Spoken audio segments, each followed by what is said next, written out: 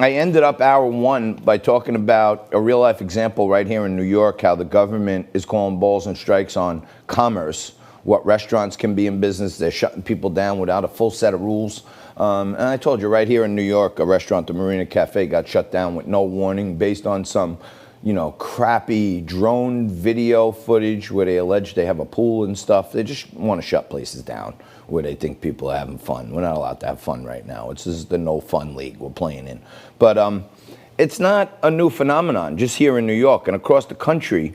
We got business owners and entrepreneurs that I've been talking to. They message me, they email me.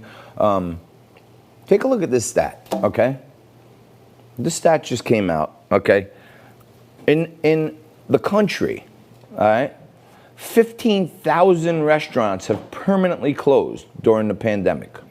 14% of them, Cali. 8% of them, Texas. Another 8% of them, New York. New Jersey comes in at a 2.5.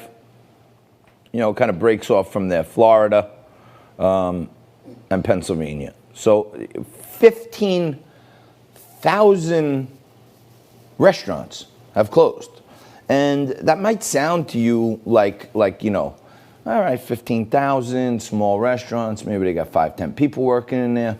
If 15,000 restaurants closed with 10 workers, which is probably a low number for the amount of restaurants out there, that's 150,000 people. Well, JT, that doesn't sound that bad, 150,000 people. 150,000 people died of COVID.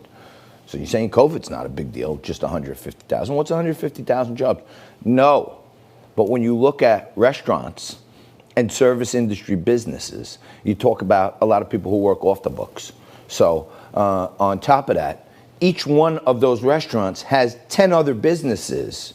The seafood guy, the juice guy, the soda guy, the beer guy, the cleaning guy, the window washer. They got 10 other businesses that all have 10 employees. So you take 150,000 and times it by another 10, and I can go crazy exponential on you, but it's probably more like the collateral effects, probably more like 1.5 million to 2 million people have their job affected by 15,000 restaurants being shut down. And these are permanent. So maybe that's good. Maybe the other restaurants will get bigger. Oh, wait. How can they get bigger? They can't have indoor dining in most places, so they can't get bigger. They only have a certain amount of footprint there. It's crazy what's going on. And at the same time, the ones that aren't permanently closed, right here in New York, the sheriff is going in, hodgepodge, potluck, no evidence, and shutting places down, suspending their liquor license.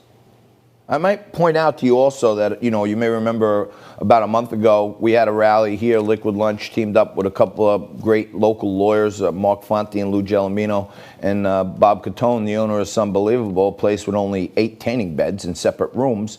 And Joe Borelli joined us in Bob opening his store, and New York City Councilman Joe Borelli was the first person to walk in and support local small businesses, unlike a bunch of elected folks here in New York. We'll get to that later. More importantly, we're probably going to start doing it again. We need restaurant owners. We need small business owners. I'll keep you posted on this, but it's happening at City Hall in the next couple of weeks, and we got to fight to take our liberty back. It's all right. We're going to take a quick break. We're going to come back and mix it up with Jaden Horn and Josh Kravitz right after this.